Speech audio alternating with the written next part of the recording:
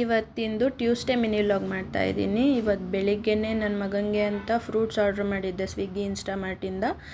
ಬೇಗನೆ ತೊಗೊಂಬಂದು ಕೊಟ್ಟರು. ನೋಡಿ ಪ್ಯಾಕೇಜ್ ಎಲ್ಲ ಎಷ್ಟು ಚೆನ್ನಾಗಿ ಮಾಡಿದ್ದಾರೆ. ಬರೀ 2 ಸೇಬಿಗೋಸ್ಕರನ. ಮತ್ತು ನೇರಳೆ ಹಣ್ಣು ತರಿಸಿದ್ದೆ ಮತ್ತು ಆರೆಂಜ್ ತರಿಸಿದ್ದೆ. ನನ್ನ ಮಗನಿಗೆ ತುಂಬ ಇಷ್ಟ ಆರೆಂಜ್ ಅಂತ ಅಂದರೆ. ಅವನಂತೂ ಒಂದೇ ದಿನಕ್ಕೆ ಖಾಲಿ ಮಾಡಿಬಿಡ್ತಾನೆ. ಮತ್ತು ಅವನಿಗೆ ತಿಂಡಿಗೆ ಅಂತ ಹೇಳಿ ಇವತ್ತು ಪಲಾವ್ ಮಾಡ್ತಾಯಿದ್ದೀನಿ ವೆಜಿಟೇಬಲ್ಸ್ ಹಾಕ್ಬಿಟ್ಟು.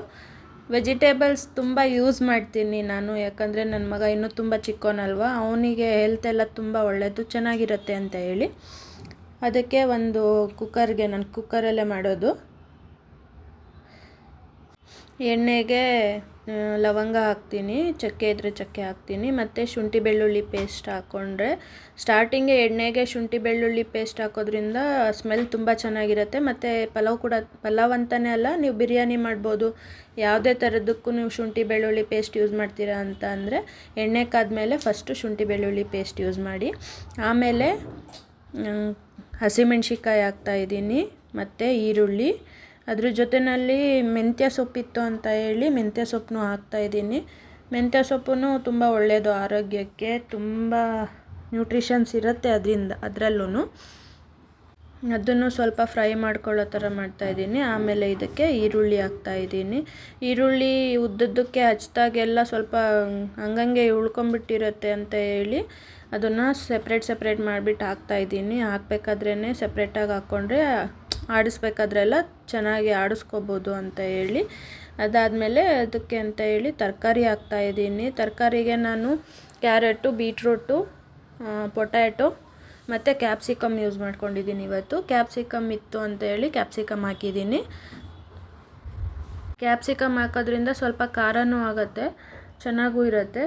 ಕ್ಯಾರೆಟು, ಬೀಟ್ರೂಟು ಮತ್ತು ಪೊಟ್ಯಾಟೊ ಹಾಕೊಂಡ್ಬಿಟ್ಟು ಎಲ್ಲ ಚೆನ್ನಾಗಿ ಆಡಿಸ್ಕೊತಾ ಇದ್ದೀನಿ. ಇದಕ್ಕೆ ಸ್ವಲ್ಪ ಉಪ್ಪು ಆ್ಯಡ್ ಮಾಡೋದ್ರಿಂದ ತರಕಾರಿ ಎಲ್ಲ ಸ್ವಲ್ಪ ಬೇಗ ಬೇಯುತ್ತೆ.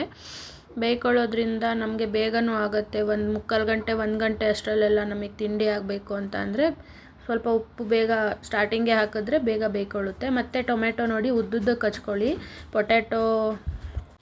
ಟೊಮೆಟೊನ ಉದ್ದುದ್ದಕ್ಕೆ ಹಚ್ಕೊಳ್ಳೋದ್ರಿಂದ ಟೇಸ್ಟ್ ಇನ್ನೂ ಚೆನ್ನಾಗಿರುತ್ತೆ. ಕೆಲವರು, ನಾನು ಮುಂಚೆ ಎಲ್ಲ ತುಂಡಗೆ ಪುಟಾಣಿಗೆ ಹಚ್ಕೊತಿದ್ದೆ, ಬಟ್ ನಾನು ಈ ಥರ ಹಚ್ಚೋದಕ್ಕೆ ಟ್ರೈ ಮಾಡಿದಾಗಿಂದ ಸ್ವಲ್ಪ ಟೇಸ್ಟ್ ಡಿಫ್ರೆಂಟ್ ಅನಿಸುತ್ತೆ, ಇನ್ನೂ ಚೆನ್ನಾಗಿರುತ್ತೆ. ಹೋಟೆಲ್ನಲ್ಲೆಲ್ಲ ಮಾಡ್ತಾರಲ್ಲ ಆ ಥರ ಅನಿಸುತ್ತೆ. ಸ್ವಲ್ಪ ಕೊತ್ತಂಬರಿ ಸೊಪ್ಪು ಹಾಕ್ಕೊತಾ ಇದ್ದೀನಿ. ಕೊತ್ತಂಬರಿ ಸೊಪ್ಪು ಹಾಕಿದ್ಮೇಲೆ ಇದಕ್ಕೆ ಸ್ವಲ್ಪ ಚಕ್ಕೆ ಲವಂಗ ಪುಡಿ, ಧನಿಯಾ ಪುಡಿ ಮತ್ತು ಸ್ವಲ್ಪ ಖಾರದ ಪುಡಿ ಹಾಕ್ಕೊತಾ ಇದ್ದೀನಿ ನಾನು. ಇದೆಲ್ಲ ಹಾಕ್ಬಿಟ್ಟು ಚೆನ್ನಾಗಿ ಮಿಕ್ಸ್ ಮಾಡಿ ಸ್ವಲ್ಪ ಹೊತ್ತು ಅದರಲ್ಲೇ ಬೇಯ್ಕೊಳ್ಳೋವರೆಗೂ ಬಿಡಬೇಕು ತರಕಾರಿಗಳನ್ನೆಲ್ಲ. ಇದಾದಮೇಲೆ ಹಂಸ ಅಕ್ಕಿ ಆ್ಯಡ್ ಮಾಡ್ಕೊತಾ ಇದ್ದೀನಿ. ಇದಕ್ಕೆ ಹಂಸ ಅಕ್ಕಿ ಹಾಕ್ಕೊತಾ ಇದ್ದೀನಿ. ಇದು ಅಕ್ಕಿಗೆ ತುಂಬ ಚೆನ್ನಾಗಿ ಹತ್ಕೊಳ್ಳುತ್ತೆ ಮಸಾಲೆ ಎಲ್ಲ ಅಂತ ಹೇಳ್ಬಿಟ್ಟು ನಾನು ಇದೇ ಅಕ್ಕಿ ಯೂಸ್ ಮಾಡೋದು. ಮತ್ತು ನ್ಯೂಟ್ರಿಯೆಂಟ್ಸ್ ಎಲ್ಲ ಹಂಗೆ ಇರುತ್ತೆ. ಪಾಲಿಶ್ಡ್ ರೈಸು ಆದಷ್ಟು ಕಮ್ಮಿ ಮಾಡಿ ಯೂಸ್ ಮಾಡೋರೆಲ್ಲ ತುಂಬ ಒಳ್ಳೆಯದು. ಮತ್ತು ಎಲ್ಲ ಪಲಾವೆಲ್ಲ ಆದಮೇಲೆ ಒಂದು ಸ್ವಲ್ಪ ತುಪ್ಪ ಹಾಕ್ಕೊಳ್ಳಿ, ಚೆನ್ನಾಗಿರುತ್ತೆ. ಮತ್ತು ನನ್ನ ಮಗನಿಗೆ ಇವತ್ತು ಫ್ರೂಟ್ಸ್ಗೆ ಅಂತ ತರಿಸಿದ್ನಲ್ಲ, 1-2 ನೇರಳೆ ಹಣ್ಣು, ಕಿತ್ತಳೆ ಹಣ್ಣು ಮತ್ತು ಪಲಾವ್ನ ಹಾಕಿ ಕಳಿಸ್ತಾ ಇದ್ದೀನಿ. ಮತ್ತು ಹಪ್ಳ ತೊಗೊಂಬಂದಿದ್ದೆ ಊರಿಂದ, ಹಪ್ಪಳ ಮಾಡಿ ಮತ್ತು ನನ್ನ ಮಗನ ಸ್ಕೂಲಿಂದ ಕರ್ಕೊಂಬರೋದಕ್ಕೆ ಹೋಗಿದ್ದೆ.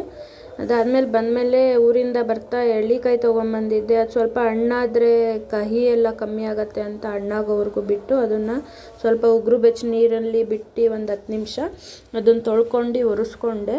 ಅದಾದಮೇಲೆ ಕಟ್ ಮಾಡಬೇಕಾದ್ರೆ ಬೀಜ ಎಲ್ಲ ತೆಗಿಬೇಕು, ಇಲ್ಲ ಅಂತ ಅಂದರೆ ಅದು ಕಹಿ ಆಗಿಬಿಡುತ್ತೆ. ಮತ್ತು ಬಾಯಿಗೆ ಅವಾಗವಾಗ ಸಿಗ್ತಾಯಿದ್ರೆ ಚೆನ್ನಾಗಿ ಅನಿಸಲ್ಲ ಅಂತ ಹೇಳಿ ತಿನ್ನೋದಕ್ಕೆ ನಾನು ಬೀಜ ಎಲ್ಲ ರಿಮೂವ್ ಮಾಡ್ತೀನಿ. ನಾನಿಲ್ಲಿ ಒಂದು 7-8 ಏನು ತೊಗೊಂಡಿದ್ದೀನಿ ಅನಿಸುತ್ತೆ ಎಳ್ಳಿಕಾಯಿನ. ಇದನ್ನಷ್ಟನ್ನು ಕಟ್ ಮಾಡ್ಕೊಂಡು ಬೀಜ ಎಲ್ಲ ರಿಮೂವ್ ಮಾಡಿ ಸಪ್ರೇಟ್ ಮಾಡ್ಕೊಂಡಿದ್ದೀನಿ. ಸಪ್ರೇಟ್ ಮಾಡ್ಕೊಂಡ್ಮೇಲೆ ಅದನ್ನು ಒಂದು ಬೌಲ್ಗೆ ಹಾಕ್ಕೊಂಡೆ, ಸ್ವಲ್ಪ ದೊಡ್ಡದು ಬರುತ್ತಲ್ಲ ಅದರಲ್ಲಿ ಹಾಕ್ಕೊಂಡೆ.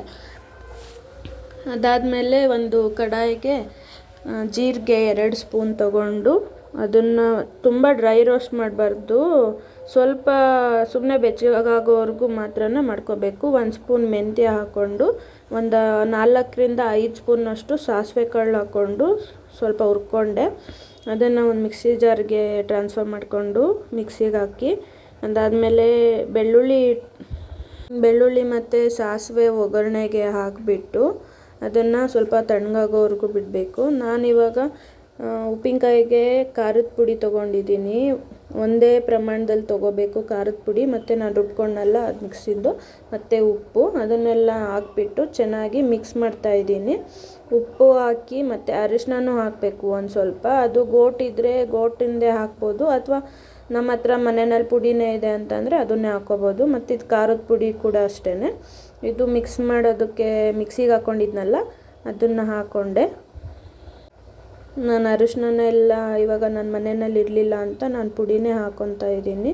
1 ಸ್ಪೂನ್ 2 ಸ್ಪೂನಷ್ಟು. ಮತ್ತು ಅದು ಎಣ್ಣೆದು ಒಗ್ಗರಣೆ ಹಾಕ್ಕೊಂಡಿದ್ವಲ್ಲ ಅದನ್ನೆಲ್ಲ ಹಾಕಿ ಚೆನ್ನಾಗಿ ಕಲಿಸ್ಕೊತಾ ಇದ್ದೀನಿ. ನೋಡಿ, ನೀವೇ ಟ್ರೈ ಮಾಡಿ ಎಲ್ರೂ. ಯಾರಾದರೂ ಟ್ರೈ ಮಾಡಿದರೆ ಕಮೆಂಟ್ ಮಾಡಿ.